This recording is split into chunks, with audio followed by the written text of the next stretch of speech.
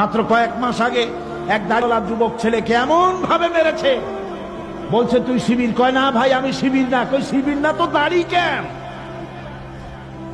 জনমের মারা মারছে। তারপরে হসপিটালে পাঠায় দেওয়া হলো। ঘন্টা তিনেক পরে যখন হুশ হলো, ডাক্তাররা পরীক্ষা নিরীক্ষা করে দেখে কি এর শিবির, মুসলমানই না হিন্দু, শুধু দাড়ি রাখছে মুখে, এই অপরাধ। আমি ওর পরে এইখানের এক সমাবেশে বলছিলাম রবীন্দ্রনাথ ঠাকুরের কপাল যে কত ভালো, বেচারা আগেই মরছে। এখন যদি বাঁচত, আজ যদি বেঁচে থাকতো আর ঢাকা বিশ্ববিদ্যালয়ের সামনে দিয়া যদি চলে যেত, তাহলে বাংলা একাডেমি আর বিশ্ববিদ্যালয় যারা থাকে এই মৌলবাদ বিরোধী লোকগুলি বেচারারে ধরিয়া কোদাল দিয়ে দাড়িগুলো কামাই দিত। হায় রে পোড়া কপাল, পোড়া কপালে মুসলমান।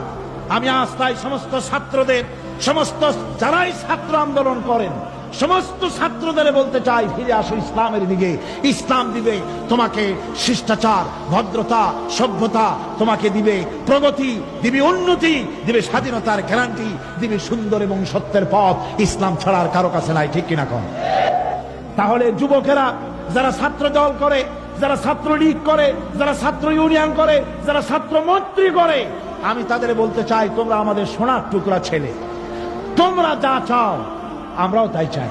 তোমরা চাও একটা এমন সমাজ, যে সমাজ হবে শোষণ মুক্ত, নিরাপত্তাপূর্ণ, ভীতিহীন একটি সমাজ তোমরা চাও। আমরা ওটা চাই, কিন্তু তোমরা যেটা চাও আর আমরা যেটা চাই ওইটা সমাজতন্ত্রের মাধ্যমে আসবে না, ওটা জাতীয়তাবাদের মাধ্যমে আসবে না, ওটা আসবে ইসলামের নামে। কিসের মাধ্যমে আসবে? জোরে বলেন, কিসের মাধ্যমে আসবে? আজ ইসলাম নাই বলে, ইসলামের কোনো কথা নাই বলে ঢাকা ইউনিভার্সিটি বাংলাদেশের একটা বড় ধরনের মধ্যভূমিতে পরিণত হয়েছে, ঠিক কিনা কম? ঢাকা বিশ্ববিদ্যালয় কি হয়েছে? মধ্যভূমি। অহরহ কত সন্তান, কত মায়ের বুক খালি হচ্ছে সেখানে, কত মায়ের বুক খালি হয়ে যাচ্ছে সেখানে। সেখান দিয়া ঢাকা বিশ্ববিদ্যালয়ের সামনে দিয়ে জানতো, দেখি আপনার বাপের কত বড় ক্ষমতা, দেখি টুপিটা মাথায় দিয়ে মুখে দাঁড়িয়ে নিয়ে যান। এখন কোন পারবেন? পারবেন? পারবেন না। পাশ্চাত্যের অক্সফোর্ড বলা হতো যেটাকে, সেই প্রাচ্যের অক্সফোর্ড আজকে বদ্ধভূমিতে পরিণত হয়েছে। টুপি দাঁড়িয়ে নিয়ে কোন পুরুষ, কোন মেয়ে লোক পর্যন্ত রাস্তা দিয়ে যাতায়াত করতে পারে না। কথা ঠিক কিনা বলুন?